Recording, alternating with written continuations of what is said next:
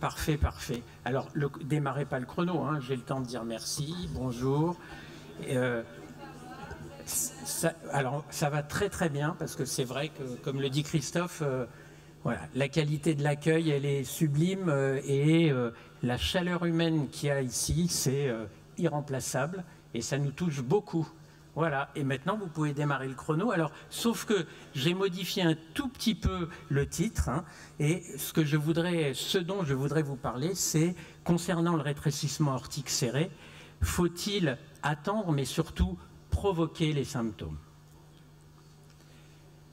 Alors, quand on regarde une compile, si j'ose dire, des recommandations donc, concernant la nécessité d'intervenir ou de ne pas intervenir dans le RA serré asymptomatique, vous voyez que le test d'effort, et en fait, le test d'effort est pas mal cité plusieurs fois, notamment avec une recommandation de classe 1, ce qui n'est pas rien, c'est-à-dire que si vous avez un RA serré asymptomatique, que vous le faites pédaler et qu'il y a des symptômes, il faut prendre en charge par chirurgie ou par TAVI. Et vous avez une recommandation de classe 2 concernant un profil tensionnel anormal au cours du test d'effort.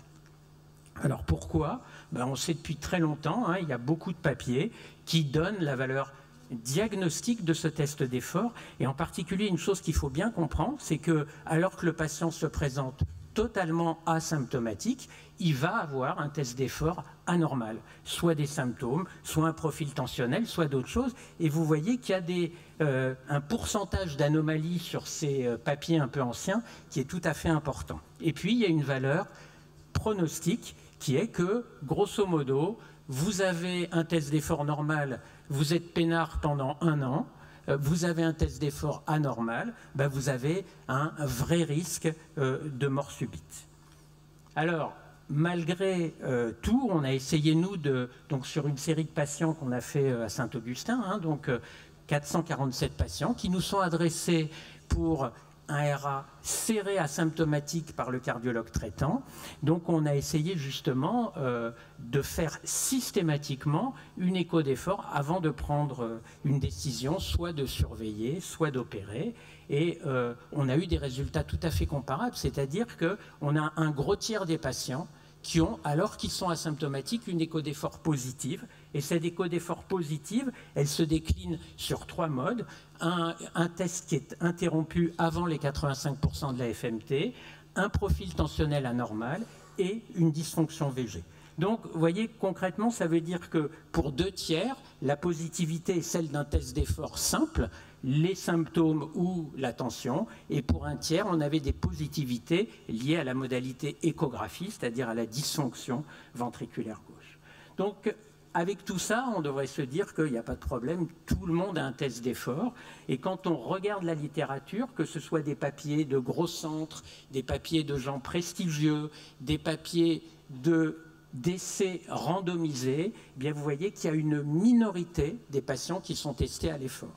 Et je pense que vous êtes nombreux à connaître ce papier de EuroHeart Survey, donc une photographie de tous les pays européens, que ce soit des centres privés, que ce soit des centres publics, avec chirurgie, sans chirurgie. Quand on regarde le nombre de RA serrés asymptomatiques testés à l'effort, c'est quasiment rien. C'est 6%. Et là, j'avoue que j'ai du mal à comprendre et à expliquer ces résultats. Donc j'aurais presque envie de m'arrêter ici et de dire, il va falloir, pour moi, rajouter un item dans les recommandations, qui est de dire, il faut toujours tester à l'effort un RA serré asymptomatique, bien sûr, sauf s'il y a des indications déjà de prise en charge. Et puis finalement, c'est simple, si le test d'effort est positif et c'est fréquent, eh bien, on envoie le patient soit au chirurgien, soit au TAVI. Et si le test d'effort est négatif, on peut au minimum discuter une surveillance.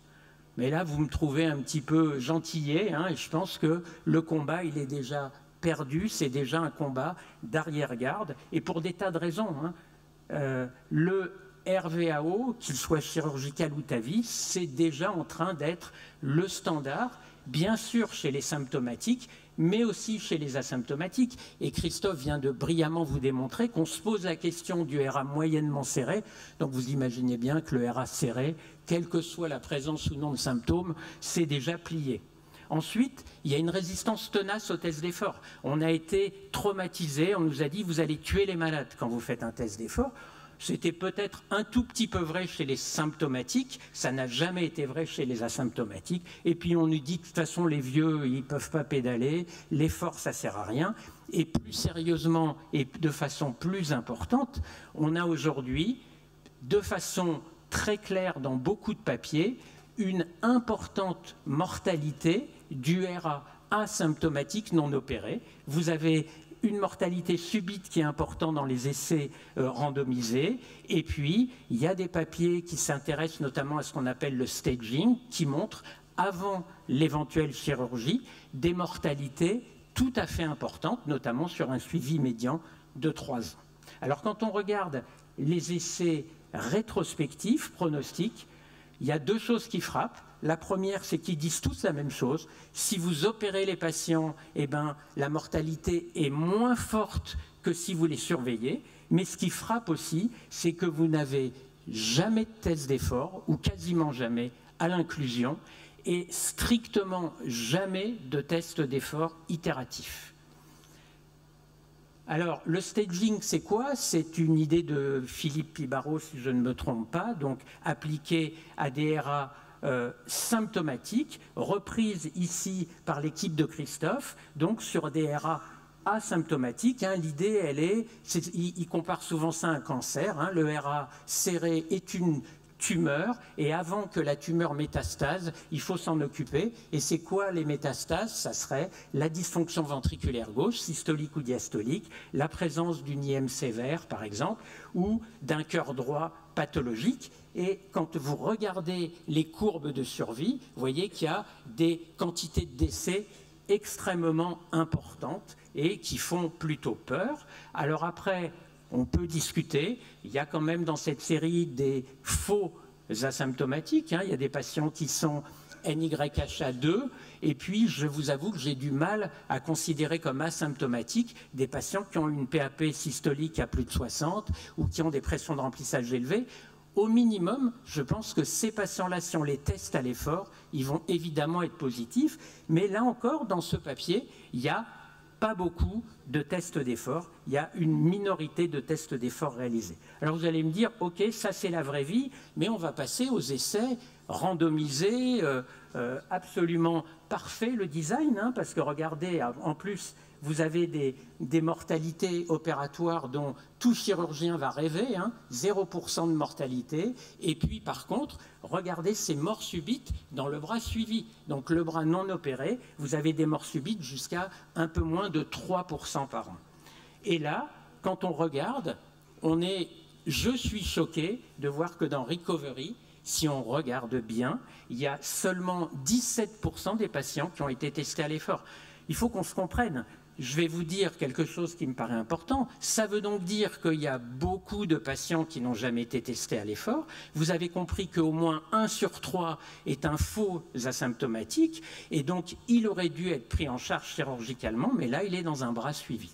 Dans l'étude Avatar, il y a par contre eu des tests d'effort à l'inclusion, mais dans les 2 études, il n'y a jamais eu de test d'effort itératif.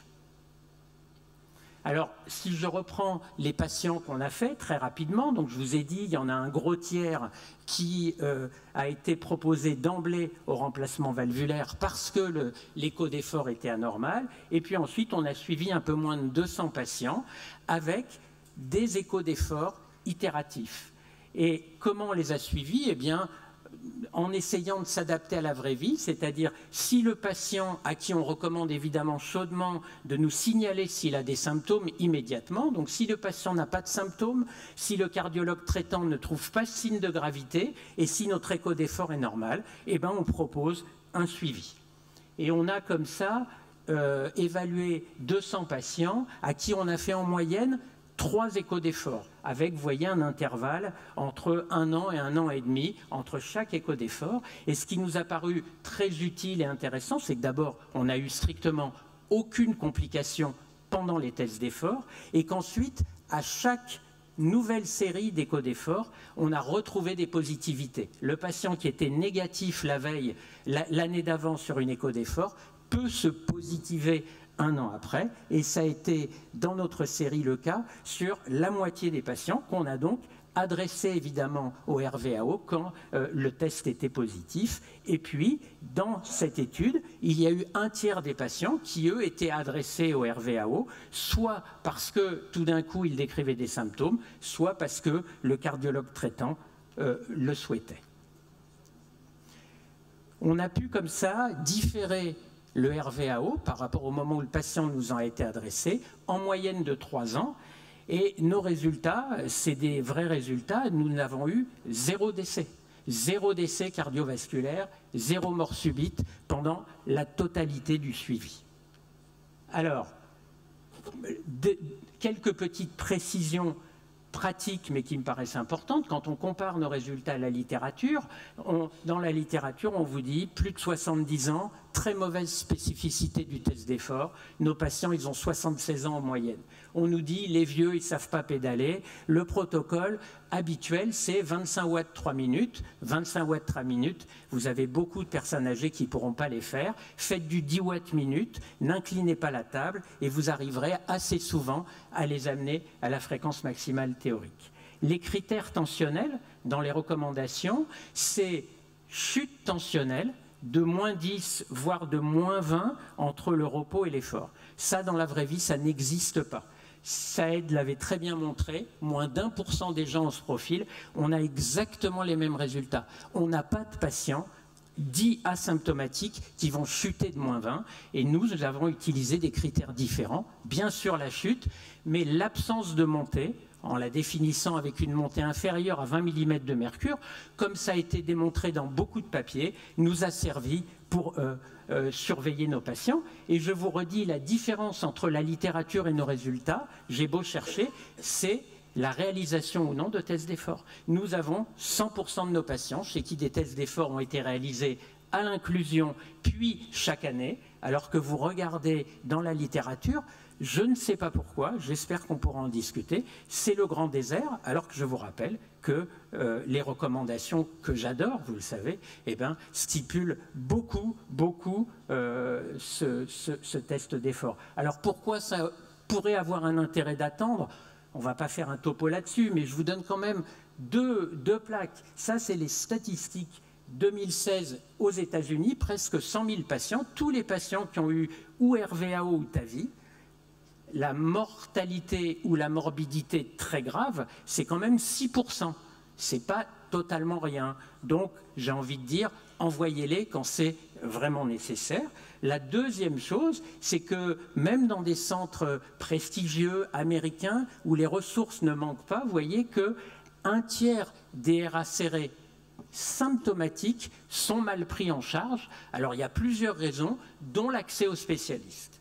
Donc, en conclusion, je vous dirais qu'il y a plusieurs études, effectivement, dans la littérature, qui montrent qu'il faudrait opérer sans attendre, finalement, n'importe quel RACR, qu'il soit symptomatique ou asymptomatique. Et ce que je voudrais vous dire, c'est que je pense que pour moi, il y a un biais et un regret commun, y compris dans les études de prospective qui sont en cours, c'est ce manque de tests d'effort, tant à l'inclusion qu'au cours du suivi par des tests d'effort itératifs.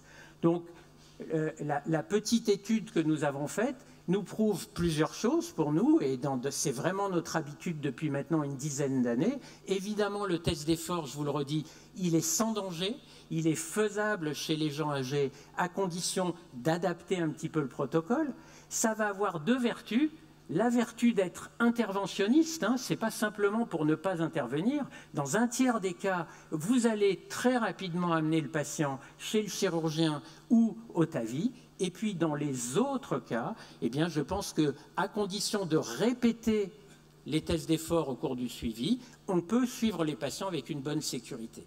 Et je dirais pour finir que pour les gros interventionnistes, ceux qui veulent à tout prix opérer tout le monde très vite, ça a au moins le mérite de proposer une stratification de l'urgence.